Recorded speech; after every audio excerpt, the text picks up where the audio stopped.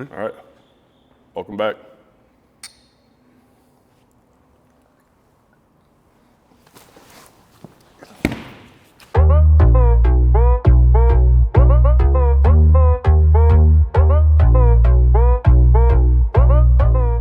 All right, today we are here with Jay and Sean, owners of RingMastersLab Wrestling School. How's it going, guys? Awesome, man. How are you? Good. Sitting in a wrestling ring. I'm living my childhood fantasy right now. Yeah, so when we ended the podcast last week, Nick said I'm going to live out my childhood fantasies, and I got really excited. And then he said we were doing this, and I was still excited. It wasn't the full childhood fantasy I wanted, but you know what? This is just as good. Absolutely. So tell us about yourselves. Who are you, and where are we, and what are we doing here? Well, right now we are in a staging facility right now as we're getting ready to open up the RingMastersLab and wrestling facility. My name is Sean. I wrestle under the name Sean Tyler. I've been in the industry for over 20 years now. I originally trained under Dan the Beast Severn and then continued training with people along the lines of Jimmy Jacobs, Jack Thriller, Josh Raymond, Truth Martini, American Kickboxer, and for the last 5 years I've actually been training students in the Detroit area to become professional wrestlers like I wanted to be. So, yeah. I think every kid wanted to be a pro wrestler growing up, especially because, how old are you guys? I'm an old man. All right, well, we don't have to, we can bleep it out, but if you're close to your 40s, you grew up watching some of the best wrestling. Yeah. Am I wrong? Absolutely. You know what I'm saying? And then you went through the Attitude Era, and, we talked about it briefly earlier. It's a totally different, they're trying to do different things there now. It's not, wrestling will never be as awesome as it was. Like, we got to see some cool shit. So I don't know which one of us out there didn't want to take bumps off a ring or walk out with a beautiful girl on our arm or something like that as a kid. You know what I mean? Yeah, 100%. Mm-hmm. Yeah, the most common thing I've always heard people talk about they wanted to be when they grew up were rock stars, wrestlers, and movie stars. That's all one person now. Yeah. If you're The Rock, It can be. you know what I mean? It's all the same. Yeah, absolutely. All right, Jay, who are you? Tell us about you. My name's Jay. Work under Jay Abrams in the professional wrestling industry. Been doing this 13 years. Come from a powerlifting background. Played football in high school, rec baseball, things like that. As I was getting a little bit older after working in life, I'm sitting in the recliner watching sports, and I bowl regular, I'm active, all that stuff. Like I said, power lift.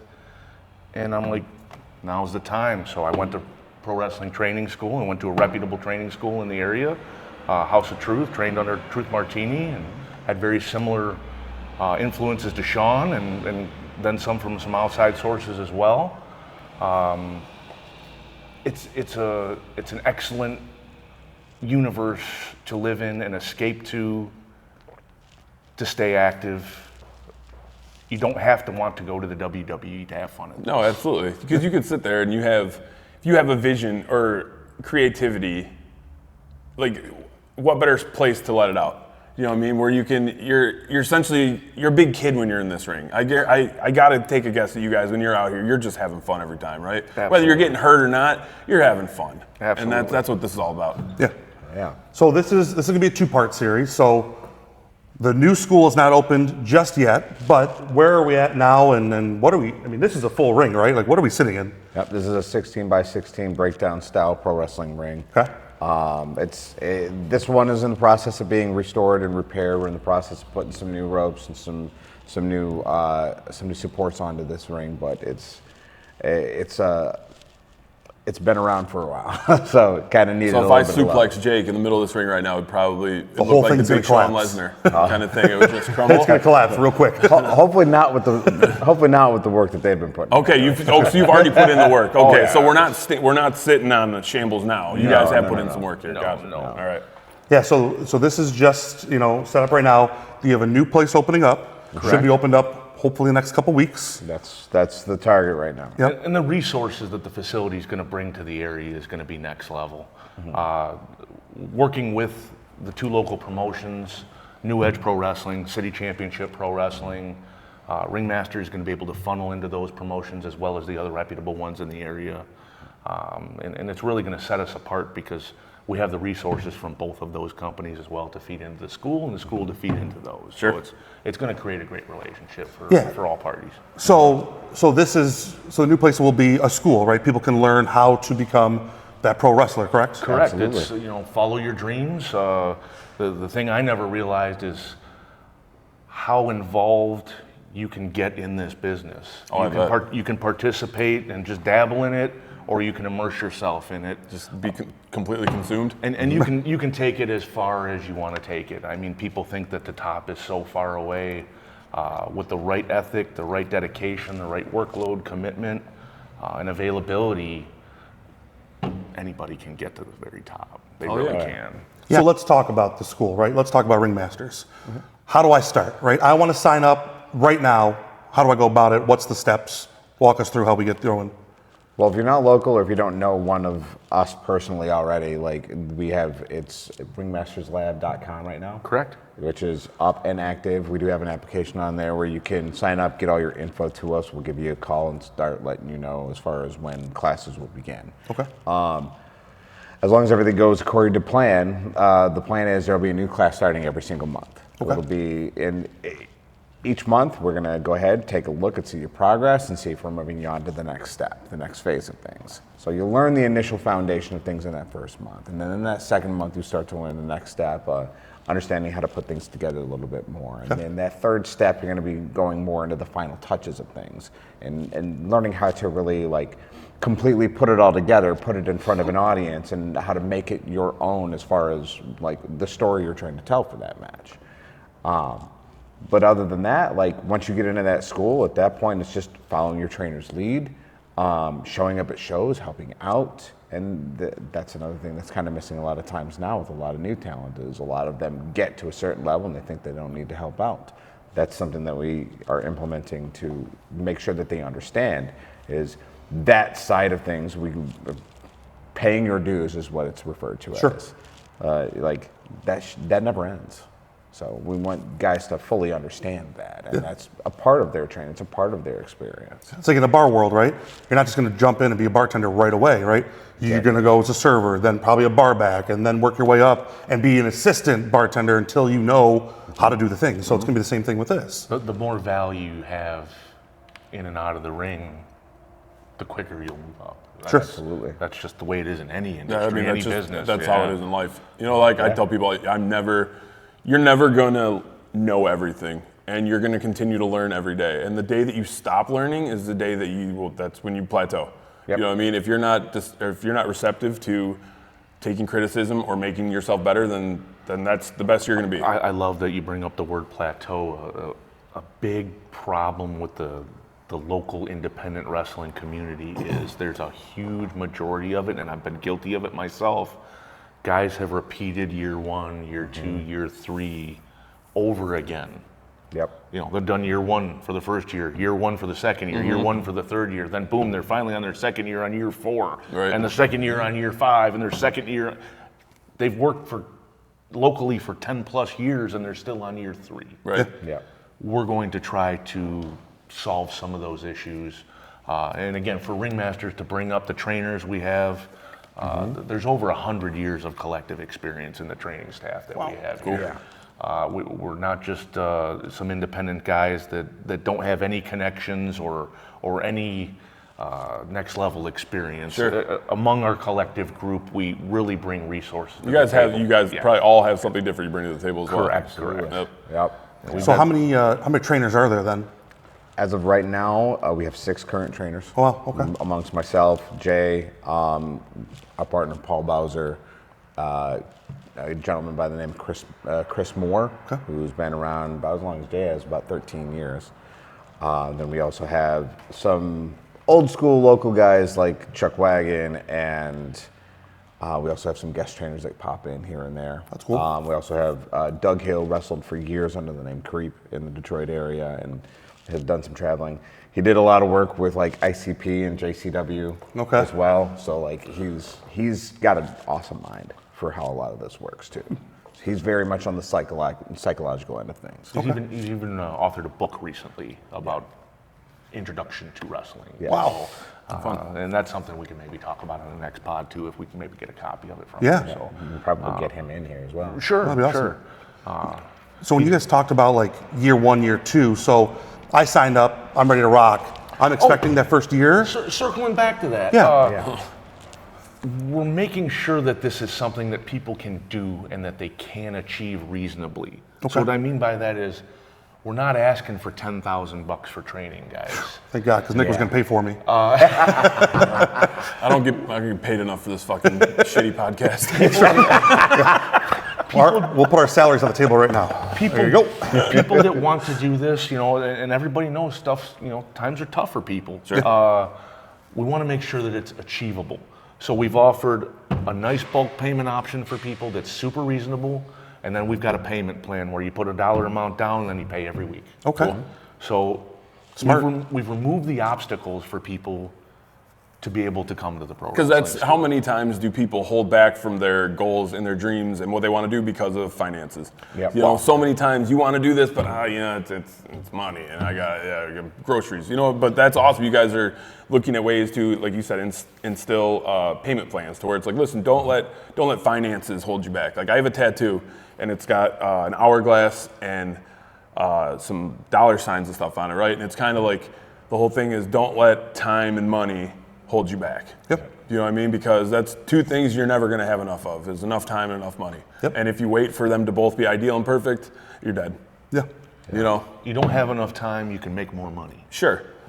But it's never going to be enough, right? No. Like it's, Hey, I'm making $1 million a year.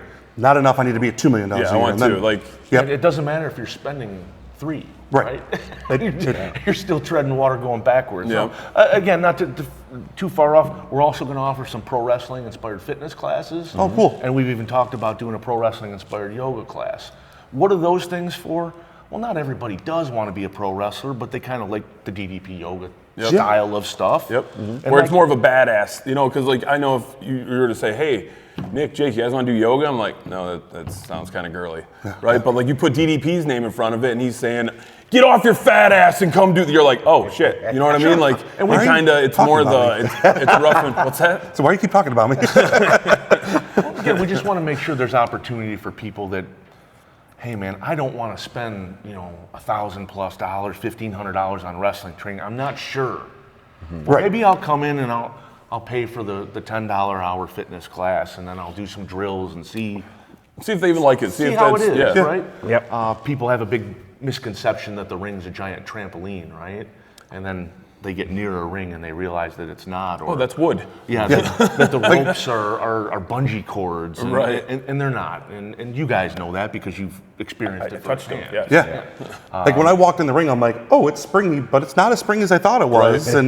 And then I was like, the ropes, like, what is this exactly? And it's completely different from what I thought, even though I've seen it, but it's way different when you're And it's like anything else. Your body acclimates to training just like it did when you're doing 2 days for football in high school, or you're running for any of your sports. Nobody does great the first day. There are some people that stand out and really go, but then the thing about pro wrestling training is the people you think are really ready quickly, they'll get to a point in the curriculum where they'll stumble. In other words, nobody gets through the training without Without a flaw. some kind of work that needs to be done. So it keeps you humble. Yeah. I've seen in the 5 years that I've been training people, like I've seen powerlifters come in and get injured trying to do this because they just couldn't grasp certain things. I've seen like huge level athletes come in and kick ass, but then they do one thing and they can't get past it and it frustrates them. I've seen MMA fighters come in and just can't get past the fact that they're not allowed to actually like try and injure somebody. Right, you can't actually kill someone in there. Like, Yeah. Their mentality is, I'm going to hurt somebody, and it's like, Yep. I can, but I can't. But I've also seen guys that are on one of those levels come in and do phenomenal. And on the adverse end, I've seen guys that come in that I'm thinking these guys aren't going to last more than a few weeks and make it through an entire course and then go out there and completely blow some guys out of the water. And like there's no set formula to what you need to be in order to become that pro wrestler that you want to be. And that's what a lot of people don't get. And that's fair for a lot of things, and like, even in school systems, right? Like, all right, this is the book, know it. I don't read the same way Nick would read, and Nick won't read the same way as you would read. Like, and it's all different. So it's good that you guys offer more of a individual-based learning style. Exactly. I'm glad you're making fun of the fact I can't read again. It's true. This is twice today, dickhead. I didn't say anything. Well, and like Sean said, the way the curriculum is based at Ringmasters is you're not going to be rushed through training. Right. So if you start class and you're doing this part of the curriculum and you're doing great at it, you're going to be okay to move on to the next step. Right. You know, so if we're learning this today and then something else tomorrow, you're not going to move on to tomorrow unless you figured out today's lesson. So I'm sure you guys have probably had all walks of life come and do your guys' training and all that stuff, right? Somebody walks in there. What is it like? How can you tell right off the bat? Because you can just tell, like when you look at an athlete, you can look at this. Do you guys have people come in here that you just know, like this is their fit, like, or do you not really? Do you have to kind of? How am I trying to phrase this? You want to see like what they're made of, kind of like what they like. can Are there can't ones do? that come in the ring that like just the first day you look at and you're like they're receptive, they've got the charisma, they've got everything that it's just like this is going to be your thing, or it is? Does everyone have to be developed? I don't know. I Does that don't make know if sense to I've me? ever seen anybody that's turned on the green light the first day, if that's what you I just mean like within the first few times you're just like I see it, you know what I mean? Or is it something that you really have to you have to pull out of people? You know In what I mean? most Like cases, it's just like that. It's like you can't really like gauge on day one or day two or even week one most times. But every so often, and it's very rare, you can see guys that you look at them on like day one or day two. It's like they're gonna do cool shit. Like Yeah. I'm gonna name a couple people right now that I've had a hand in training that I saw it like that. Ryan Matthias, who recently did a dark match with WWE. Oh, cool. Yes. Like like after they go off air or before. Beforehand. One of the, like Well, the after the air dark match is usually for the talent that's already on. Right. But the dark match pre-show stuff is usually for guys that are looking to get an opportunity. like the main event stuff, right? Isn't that what they normally when they flip the ring around? It says like WWE main event. Is that the? Or is it even before those? Even matches? before those. Oh, okay. Even before those. Okay, gotcha. That's non-televised, non-recorded. Who is this guy kind of shit? Just Yeah. trying to get out there and hope the people that showed up earlier to the show Yep. get a chance to check them out. Okay. Yep, just cool. kind of like a little quick enhancement talent match to get the crowd going Yep. a lot of times. But Ryan Matthias is a guy. He was one of my first students out of when I was the trainer at House of Truth. He, like within that first week, he had an actual wrestling background. He had all the athletic tools in the world. He struggled a little bit with like confidence and like being more vocal, but after a few weeks, he just started going. He's got a tag partner named KJ Reynolds. Started out at 120 pounds, soaking wet with a brick in each pocket. The dude has put on 40 pounds of muscle almost at this point, and they're a tag team right now known as Tie or Die.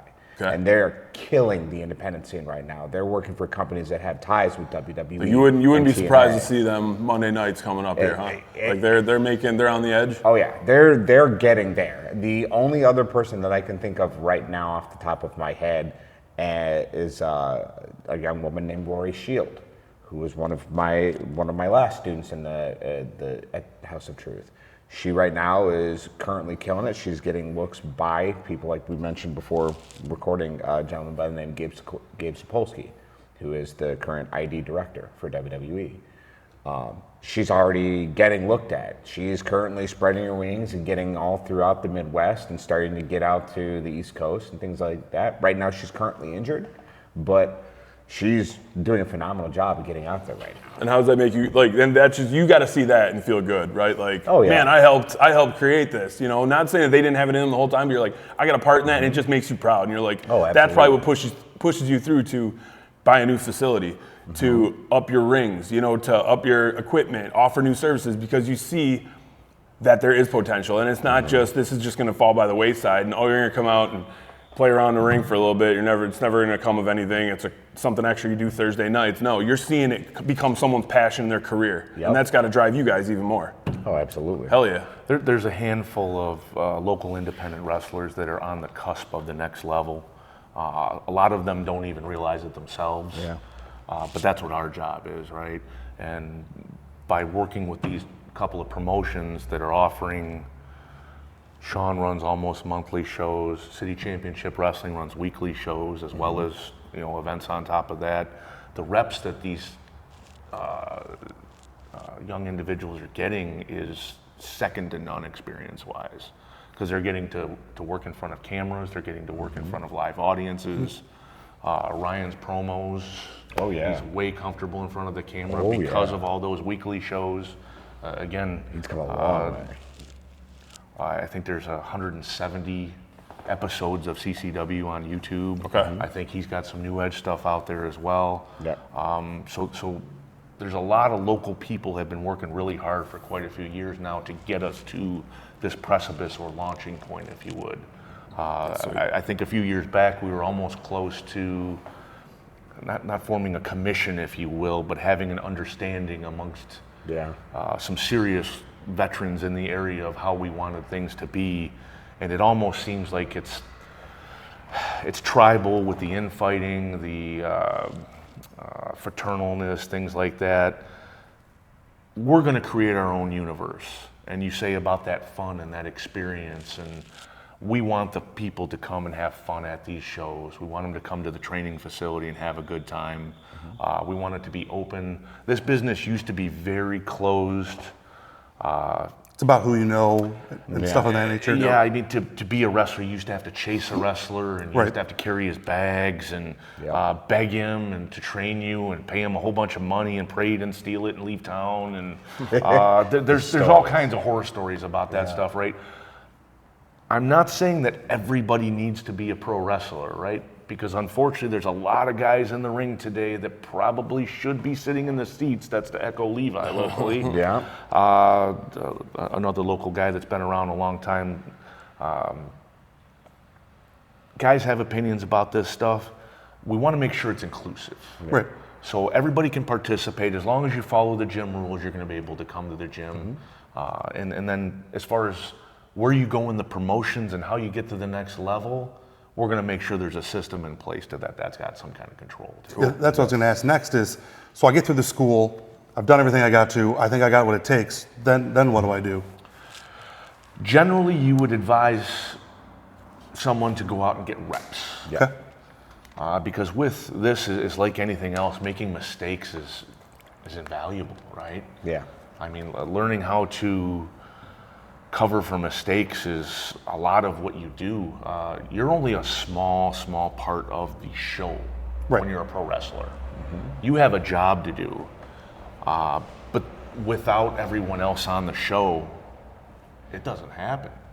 If you're not interviewing me today, and you don't have the camera, and I'm not talking, this doesn't happen, right? You're just a weird guy sitting in a ring by yourself. Yeah. I mean, just saying. More or less, yeah. So we need each other, and that's something that does get conveyed, and something I know Sean feels strongly about the same way I do, the same way Paul does, Creep, all these fellas, Chris, Chuck. Everybody's been educated in the wrestling schools on etiquette, but yet everyone's etiquette is lacking. Yeah.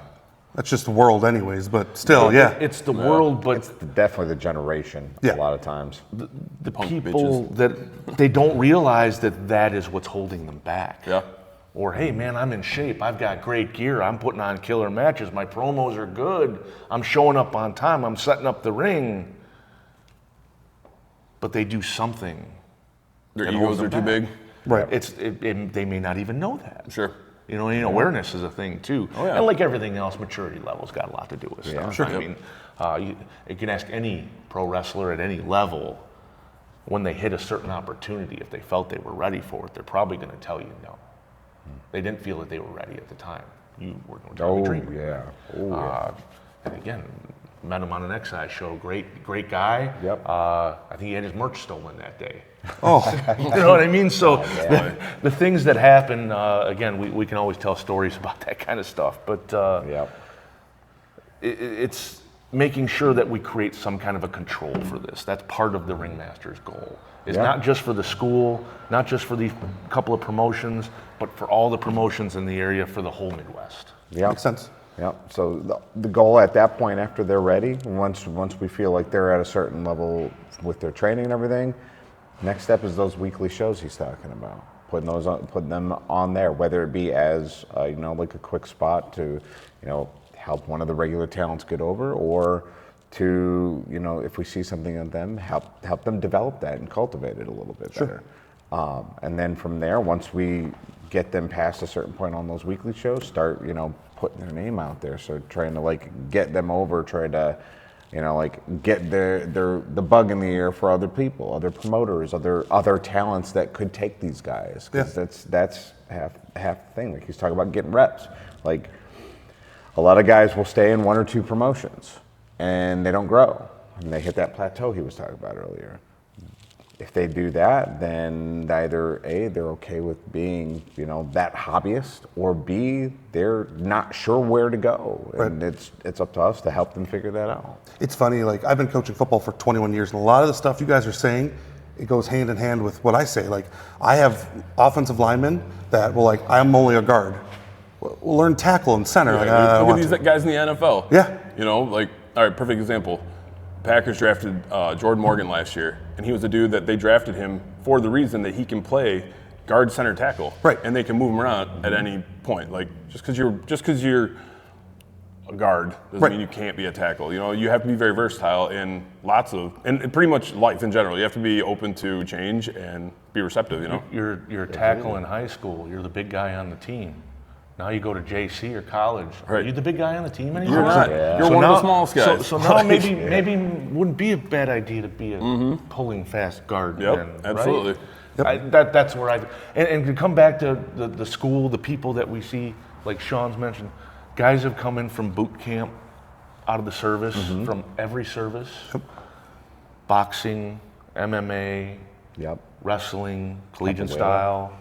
Anything you can think of, we've seen them come through and try to become pro wrestlers. You have to want this. You won't get through to that next level unless you want this. You can't half-ass it. You got to whole-ass it. Yeah. And it's a thing where you just have to be able to break through those barriers of the physical, the mental. You got to get out of your comfort zone. That's it. And you've got everyone that goes through pro wrestling training will become better people persons. That's probably the wrong way to word that. Will become better speakers. Sure. They'll be more confident. Yeah, I was going to say confidence. Cause less introverted. Which, again, in the basement dwelling generation that I hear about here that's going on, if we can get you out of your folks' basement and into the school, you could go to Hollywood. Yeah. And it's funny, so I do trivia in bars and restaurants, right? And I tell them the easiest thing that we do is all the computer work. The hardest part you're going to do is grabbing the microphone and talking to a group of 20, 30 people. If you can do that, you're going to be great at this. I tell servers when I hire them, I'm like, I can teach you to serve, but I can't teach you to have a personality. If you don't have a personality, it's not for you. Right. You know what I mean? And I'm sure the same thing's here is you can see the most gifted athletic freak in here, but then they're like... But if they're so introverted and they're afraid of interaction, then this might not be your thing. Or they're cutting a promo where it's, hey, I'm going to kick your ass. Really? You are? like you're a freak, but you're not showing it, right? There's a lot to learn, and that's where these schools are really important to develop that stuff. Well, and the beauty of the pro wrestling industry in general is we can accentuate the good and hide the bad. Yeah. If you're not the most attractive individual in the world, we can put you in a mask, right?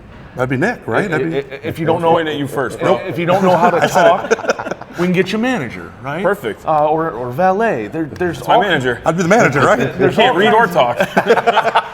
There's all kinds of ways to get around people's shortcomings. Absolutely. But the idea is if you don't try to participate, you're never going to find out what your limitations are. Right. Absolutely. You got to be receptive. You roll with the punches. There's a lot of guys that come in, and unfortunately, I had one young kid recently at training. He was very prone to concussions. Oh, crap. So he just kept concussing, and he was taking his bumps safely and performing the maneuvers correctly, but he kept concussing himself. Yeah. Not everybody can do this. Right. Yeah. But maybe his level is he becomes a manager. But he still wants to do this. Maybe he's a great ref. Right. Or something. yeah, right. sure. Exactly. Yeah. Or it doesn't mean that you can't participate. I mean, look at WWE recently had that ring announcer that everyone, Samantha Irvin. Yeah. Everyone loved Samantha Irvin. Yep. And I'm thinking of the Lillian Garcias before that. Yep. Love Lillian. And before that. Earl Hebner. No, he's the ref. Not Hebner. I'm trying to think. Justin. I can't remember. Justin his last Law, name. is that it? No, it's he's out of Chicago. I can't remember his last But name. anyway, you get to know those people and their voices and their personalities, and then she left to pursue music or something, and everybody's upset because People she's hear not a on- different voice in the morning. You know what I mean? Like, what was the dude back in the '80s for WWF? That's Gene Okerlund? No, not Mean Gene. The guy who Howard.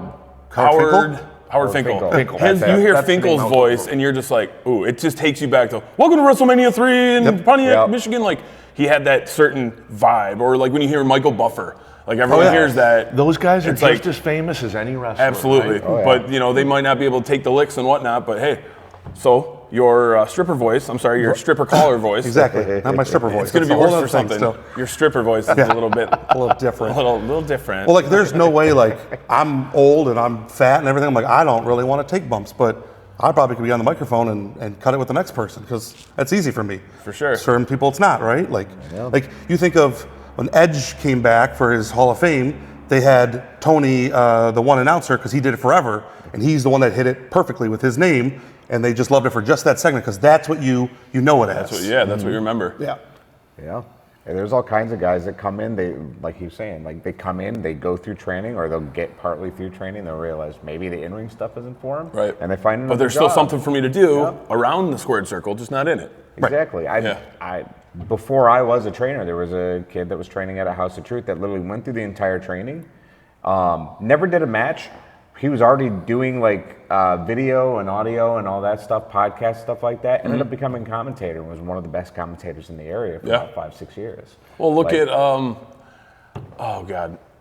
Coach, who's now Jonathan Coachman, yeah, Coachman. Like, he was never a wrestler or anything like that, but like and then he moved on to ESPN from there. Yeah. You know, and now he's like Stepping stone. He's their inside guy with ESPN and WWE now. Yep. Do you know what I mean? And like that's just super cool. Like that, there's somewhere that you can find a niche if this is an industry that you're looking to get into. And it just goes back to like good old JR, Yep. right?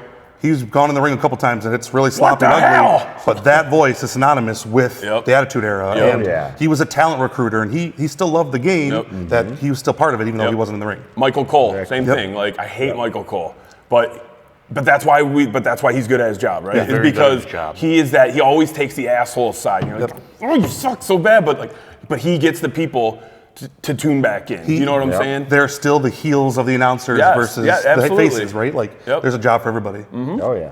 So a couple more. And probably the hardest question is, what's next from here? Obviously we know Or the if new you're school. a fan of the wrestling from the '90s, Yeah. who's next? Oh, who's next? That's right. A little Goldberg drop there? No, so like what's next? We know the new school's opening up, but what do we see 5, 10, 100 years from now? What do you guys see out of this? That's a good question. 100 years? Who knows, right? gonna Pass be it on dead. to the next person, I'll right? be dead. I mean, that would be ideal if we could get that far. I mean, I would say what's next first is after we get this open and we get things rolling, we start implementing a lot of, what we want to, for lack of better terms, I hate to say it like this, make the right changes for the area for pro wrestling. The next step is just kind of developing that training facility and using that training facility to also help develop the promotions that they're attached to and the talent that are jumping between all these promotions. What's next, in my eyes, is to create that facility that Michigan needs for pro wrestling. It's fair. I kind of jumped on my relationship with Sean here a little bit after the fact, but I'm on the Taste of Brighton board, right? And we had another group that came in, and then there was a bunch of this and that going on, and then someone I work with ended up pushing me towards Sean. Sean now works with me, and I know we talked before. I'm like, what if we could get a ring on West Street next year during the Taste of Brighton? What if we could set up an event? Like we're definitely want to push towards that. If that's something that the city will let us do, that could be so cool. You know what I'm saying? Like we could get the ring out there. I know I could probably get some like Happy Dad, people like that to come out. We slap some shit around the ring, and I think that would be something really cool for. Now, granted, your facility's down here in Detroit, sure, but doesn't mean you can't go out into Brighton and open up to something out there. We travel all over. That's what I mean. I'm sure you guys are all over. I just think that would be super cool, and that's something that over the winter I really want to talk more details and liability and all that stuff, and just see if that's something we can maybe swing. Sure, and again, Sean's I think running that would be Waterford, super cool. Troy, I mean, CCW, we have Richmond, Livonia, Allen Park, Roseville, So You guys just stay in the state right now? Like you're not really... We're trying to stay in the state again, keep Okay. expenses down. Yep. An event, we do see things growing and moving on. You're asking about 5-year plan for Ringmasters, CCW New Edge specifically. This is our facility. We're getting into this. It's going to be probably the nicest training facility in the state, multi-ring facility, climate controlled, large restrooms, huge parking. We've got a lot of things that none of the other facilities do. But for us, this is still our starting facility. We have bigger dreams. Right. Yep. We have larger goals. We want to ultimately have a performance center, North or Midwest type of scenario. Yeah. Cool. That's what the 5-year goal would be. Right now, this is your performance center, but it's not going to be the performance center. It's what you're doing, Exactly. but you have visions. You have ideas on where you want this to go. You're not, again, this sitting in an old warehouse here in Detroit, this isn't your final. No. This is just breaking the surface on what you guys are Exactly. breaking into. And That's I'm it. hoping by you explaining how awesome this new facility is going to be, this is an invite for us to come back in a few weeks That's once you it. get rock and Absolutely. rolling, because I really do want to throw Jake over these ropes. I was, when you told me that you were waiting on technical stuff at the other one, I'm not gonna lie, I was a little bummed out because I have been wanting to hit Jake for like 5 months now. This is true. The motherfucker says I do nothing for this. You can You're find not the adding building any up- value. He's like, all you do is swear and interrupt me. You're high half the time. You can find us on YouTube and see all the videos and see how much Nick does. Yeah, go follow him back from the get-go. You'll see. I Go don't do watch the shit. Craig one where Craig beat me up and then Nick stepped in for the last 5 minutes. Yeah. Anyways, but yeah, no. Like I said, we'll make sure to tag everything on there. We'll get everything on our socials. But if you want to check it out, check that out on their socials, YouTube, all the things. We appreciate you guys so much. Hell yeah, this is for fun. having us. Absolutely. Like I said, I look forward to the follow-up. Oh yeah, part 2 is going to be pretty fun. So follow up for that one.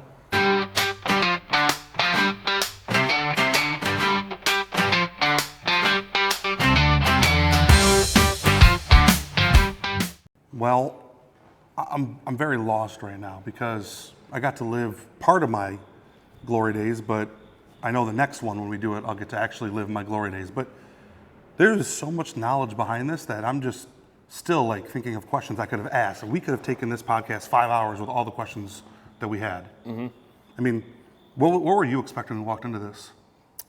Kicking your ass. Yeah, I know. That's going to be the follow-up when you know what? I'm going to hire my own tag team partner, and we're gonna just handicap it.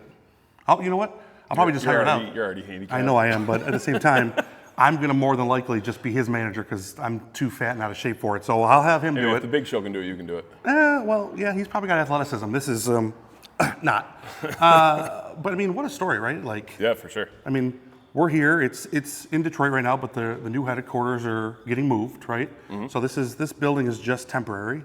The new one from the quick video that we saw of it looks awesome already, Yeah, it looks like it's gonna be fun. and it's going to be a lot of really cool opportunities for people that want to learn. So, like, I thought I would just call Paul and say, "Hey, you guys have been waiting for me. I'm here. Let's start this, whole thing." But I was wrong. No, there's a lot more that goes into it.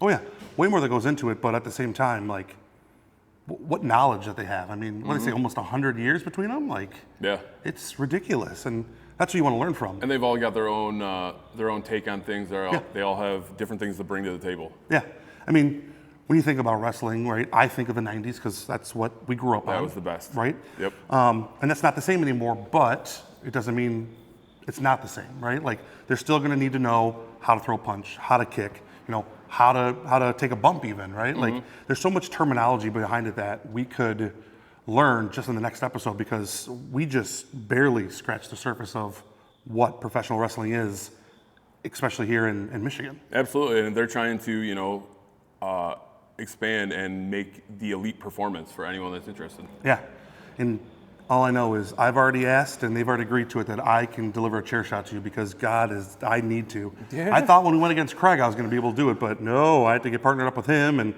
we never got the combat, you and I. So the next one, it's happening. This is when it's going to happen, huh? It's going to happen.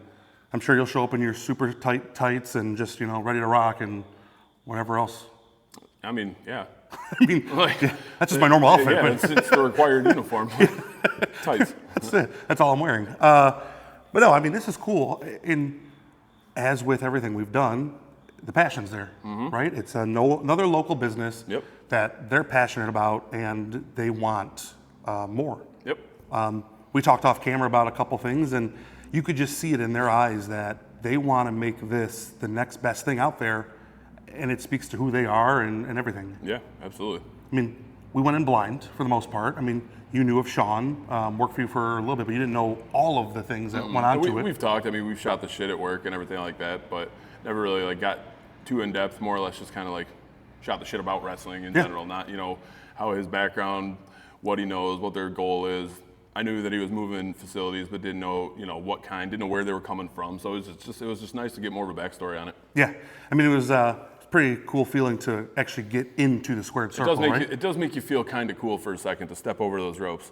It does. It was weird. Jake had to roll underneath him like a woman, but it was weird that you ducked down betwing the second and the third. I was trying to hold the ropes for you. Yeah, it was weird. Sure. I went right over the top like you should, but it's fine. Yeah, it's because you're like 8 feet tall. I have to. I mean, I don't think I can imagine. I'm looking around like flying off one of these things. Like they've got to hurt. I'm sure it doesn't feel good. No, and that's the whole thing. Like you've seen, like I said it before, that wrestling's fake, right? You don't get hurt. You get hurt. Let's go bring them back out here and ask them if they've ever been hurt. Yeah, I mean, you know what I mean? There's a big interview that Roddy Piper did, and he talked about, the guy's like, it's fake, right? And then he pulls his pants down and says, is this fake? And you can see the bruise on his hip. He's like, broken hip, broken finger, this is broken, that's broken. Oh, yeah. Sure, the outcome might be predicted, but the actual stuff in the ring. The physicality part of it is you can't fake jumping 20 feet, even if they're jumping into cardboard boxes and with mats underneath. You can't fake 20 feet of free fall. No. Like, you're going to feel something. You're going to wake up sore. Yeah. Like we were kind of talking on earlier, you've got like Jeff Hardy, right? Yep. The high flyer, always the swanton bombs, this and that. Well, how many times has he been on probation or been kicked out of WWE for substance abuse? Probably because he gets hooked on these painkillers because he gets his ass beat. Yeah. He puts it out there, but how many times is as soon as he hits that top rope, everyone goes nuts. And like, he does it for the crowd. He does it for the entertainment, and that's what these guys do. They show up, whether it's small venue, medium venue, or whatnot. When these people show up to put on these shows, they put up just like they are in the WWE. Yeah. Like a friend of mine had attended one of the fights that Sean had beginning of the summer, or maybe it was last winter, can't really remember when it was, but she was like, dude, it was so fun. She's like, I've never been to one before, but she just watched it, and it was just, again, it's a crowd interaction thing. You know what I mean? Whether it's in front of a dozen people or thousands of people. And the same thing, though, is, all this is great, but you got to go to the right ones, right? Like, don't go to Bob's backyard out of his barn, and he's got some plywood on the ground saying, we're wrestling. Like, that's, like... The stuff in the 90s, remember when the backyard wrestling came out? And I've seen all those videos. They made the rings out of old mattresses and ratchet straps for the ropes, and they were throwing tacks down and people jumping off the roof. That's just called dumb. Like, I mean, it's great entertainment, but like, you're not being safe. You're not... Like, when you see these shows, you need to go to a professional like they are here. And they're licensed, they're insured, they put on all the proper, like when we got here today, they were shoring up all the turnbuckles, making sure everything was nice. Just, we're not even hitting off the ropes today, that they just wanted to make sure that everything was, tightened up, looking good. They could have just thrown them up and said they're good, but they tightened down to what it needs to be because they're the professionals, right? For sure. I want to see a professional do it. I'm not going to go to Bubba's backyard and just watch him get hit over the head with a chair multiple times because it doesn't do anything like this. No. These are the type of events you want, and I think it would be really cool to attend one, but also if you could bring one to downtown Brighton.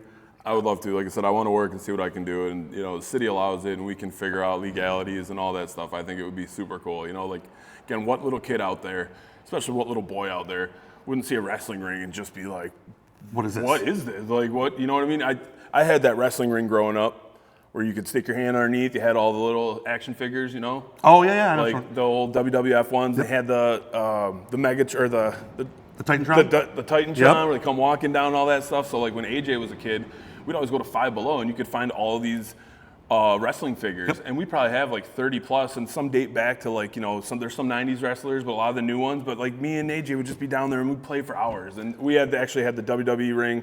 When you hit the middle, it would collapse. Okay, yep. So, oh my God, we had so much fun with that. Hunter is big into wrestling, more so like he loves the Royal Rumble. The rest of the matches are whatever, but I collected wrestling when I was a kid, and you remember the old tech decks? Oh yeah. So I didn't have a Titantron, but there was a loop tech deck, And that was our entrance. You We walked made through that. the We loop? walked through Oh, the that's loop. That fun. was how we did it. We would put the song on because I had the CDs. Oh yeah. We made it all up. And you had the WWF Volume Yep. 1. What was that called? it was the hits, The hits. volume 1, yeah, right? The hits. I had it to where I had a string hanging from the ceiling. We had a belt on it. Like we had the most fun back in the day. It was, dude. Wrestling was a part of your childhood. If you grew up in like the 80s, 90s, I think is when it was really impacted the most because that's when WWE came to the conglomerate of entertainment that it is now. Yeah. And there wasn't a kid out there. Dude, we used to have my trampoline, and now, kids have the screens on the side. We didn't have the screens. I didn't even have the pad around the springs. I could remember doing like tag matches, and this one kid, we were jumping, and he came down, and his arm got caught in the thing, and then he went running away to his bike. He ended up breaking his arm.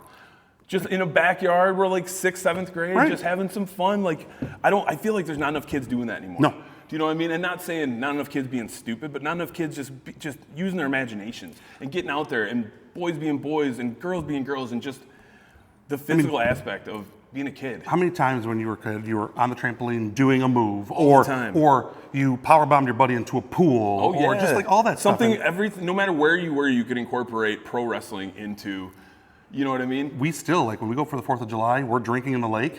I RKO. You My go buddy and I, RKO people. He'll walk up and we'll throw the football around and I'll grab him and I'll choke slam him in the water and Yep. just laugh and like, that's, Because it's fun. we grew up on it, right? And that's Yep. what it is. And if I would have known when I was younger that there was a school out there, I would have done it. I didn't know that it was at this level. So, I mean, Yeah. fun little story is right before I met my wife, my lease was about to run out in college out of school. Now, I was only going to community college at that point. I was out in Kalamazoo. My lease was going to be up at the end of December. I met my wife at the beginning of November. When it was up, I planned on moving back home. I had already had phone numbers and contacts for OVW, which is The like Ohio Valley Wrestling, right? Ohio Valley Wrestling, right? They go through WWE, and I had no wrestling background before that, but I had the passion and I was charismatic. And again, I grew up wrestling on a trampoline. I'm like, so again, I thought I would just call OVW, and I get down there. It's like 2-week process, and then I'm going to be on the phone with at that point Vince. Yeah. Be like, so when do we Hey, start? Vince, what's up? Right. Then I met my wife, and she ruined my life. Yep, and that's all going to stay in. Love you, babe. But that was a big thing. I wanted to do that so bad. It was a passion. Like I just was like, school sucks. I went through a couple bad breakups. I was like, girls suck. Yep. Let me go out and do this thing that I really thought I could have excelled in and had some fun. And my wife said that she wanted to join the Navy and be a fighter pilot. So I guess we ruined each other's lives at the end of the day. But I got 2 little crotch goblins running away at home that I guess make up for it. It does, You know what I mean? But if you would have said at a younger 6, 7-year-old, like, you're going to be a professional wrestler someday, you would have just had the biggest smile on your face for my the rest of God. life and it would have been it. And, Oh my God. And it's not too late, right? Like, they're getting people all ages. For sure. All Look at sizes. Sean, he's old as shit and he's still doing it. Right. I mean, you just never know, like, what's going to happen. But it's cool that they offer these types of schools, Yeah. right? Because who knew? Like, Yep. I've no wrestling. I see the behind the scenes. I get to hear about the indie matches. I didn't know clue they had schools like this. I thought it was just reach out to a local indie program and say I'm ready. Yep. Like no clue. And it's cool to know that. And I really like that they have it tailored to you. Yep. Right? Like you and I could go in together and you might be really bad at taking bumps, but you're great at high flying, and I might be terrible at high flying, but great at taking bumps. But they're going to tailor it to you specifically to get you successful and things of that nature, which speaks who they are and everything they're about. And don't sell yourself short. I think you would make an amazing high flyer. I don't think so. And Can you know imagine what? him coming off the top ropes?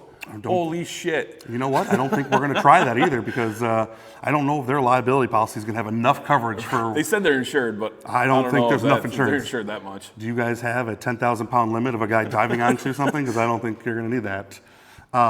But Love to see that though, actually. I'm sure you would. But just speaking of them, like you see the passion, you see they want it. Mm-hmm. They're down to earth people. They're not going to hurt anybody. They're not going to get anybody injured. They want to see On people purpose. successful. On purpose. Right. Obviously, Well, yeah. there are risks that come with it. Yeah, absolutely. Right. It's not like you're going to walk away from here and be like, I got a bruise. No, it's part of the industry. Right. It's it. Like one of the biggest things is chops, right? Like those chops you can't fake. You're going to get those marks. You're going to have to take them. It's part of your dues, right? And like they said, take your reps. Same thing with football. I tell my guys all the time, like if you're not happy with your playing time on scout team, you earn it, right? Absolutely. Show us your physical, show us your thing. Take your reps, do your dues, and you'll Put in get extra through it. put in extra time in training and everything. That's what it is. So I think with that, we can go to, is it worth a shot? And yes, no. I mean, It all depends what you want to do. right. If you love wrestling, this is worth a shot.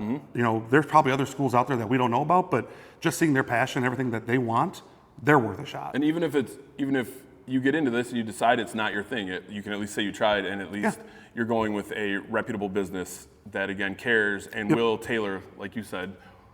You might not be an in-ring personality so much but maybe you become more of a commentator, like you said, or maybe it's just you just want to be around the atmosphere. Maybe you're just one of the people that helped set up the ring. That's it. Do you know what I mean? But you just like the camaraderie, you like being around it. You feel good with just other people. You know, I know they're probably always looking for volunteers and they're looking for new members all the time. Yeah, like I said, we're going to put the socials out there. Make sure you follow them on Facebook. Make sure you follow their YouTubes. Make sure you do all the things. If you're interested, reach out to them via website. We can get you in touch with them. If you reach out to one of us personally, we can get you in touch with who you need to know. But it's worth a shot if it's something you're like.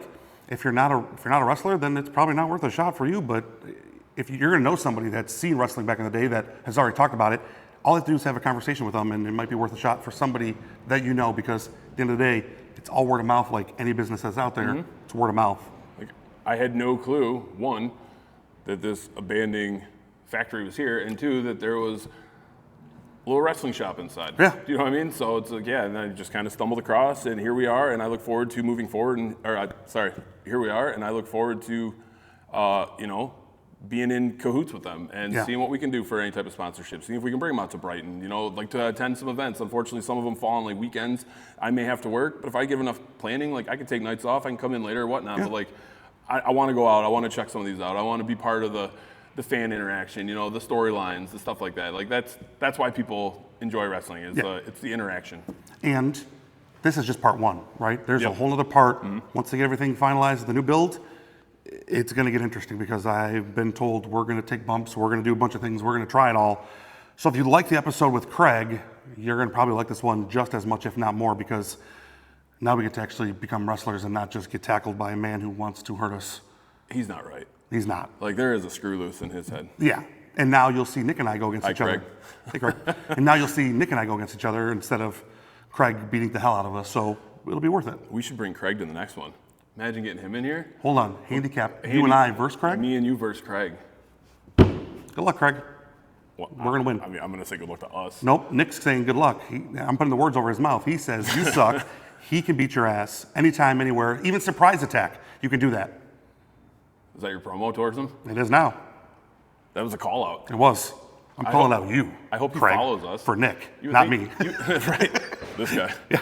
You would think he follows us. We had him. We showcased him, right? We did. He does. He comments a lot. Oh, good. Yeah. Good. But here's my promo. Craig, Nick's going to kick your ass. You can I'm surprise coming attack for him. you, bitch. Yeah. Good luck, Craig. Was that good? I like it. Let's go, Mr. Funk. Huh? So, once again, follow everything on the socials. Our socials are up. We'll put all theirs up there as well. I already did, but we'll make sure it's in the comments. It's going to be on our social media, so you can follow them. All the things you need. In 2 weeks, we're going to have another one, and we're not sure yet, right? We need people that have a business that you know of, or family owns, or you own, that you want featured, and that we can get the word out for you. I mean, we've got a lot of people that have said we're seeing people come through because you guys have talked about it, because social media is a hell of a thing, and it gets that way. So you know of somebody, you have a business, reach out to us, either our socials, our email, us personally. Let us know who you want us to feature, and we'll get them on here. I would like that. Let's do it. So 2 weeks, next episode. We'll talk to you guys soon. Stay tuned.